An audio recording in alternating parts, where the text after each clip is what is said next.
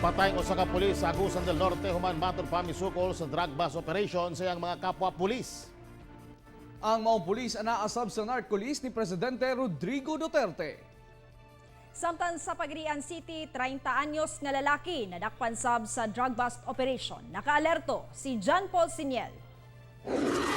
Arestado sa buy-bust operation alas 6:30 gabi initong Lunes sa Zone 2 Barangay Tigoma, Pagadian City ang usa ka lalaki kinsa kanina misurrender human giangkong nagabaligya kini illegal nga droga. Nailhan ang suspect nga si Saidali Aba, 30 anyos, minyo, tricycle driver ug residente sa Purok Saudi Islam, Barangay Muricay. Nadakpan si Aba sa usa ka lodging house sa maong syudad kinsa dugay na matud pa nga ginatiktikan sa kapulisan. Gamit ang 1,000 pesos na palitan ni Aba ang pusher buyer sa kapulisan og shabu nga gikompra pa niya sa Zamboanga, Sibugay. Gawa sa shabu, nakuha usab sa suspect ang drug paraphernalia ingon man ang buy-bust money.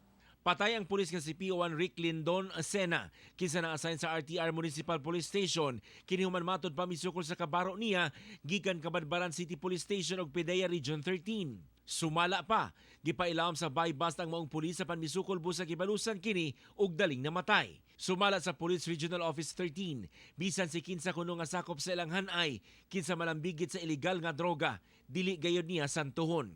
Si Sena naapil sa listahan ni Presidente Rodrigo Duterte sa iyang narco list. Ako si John Paul Siniel para sa One Mindanao.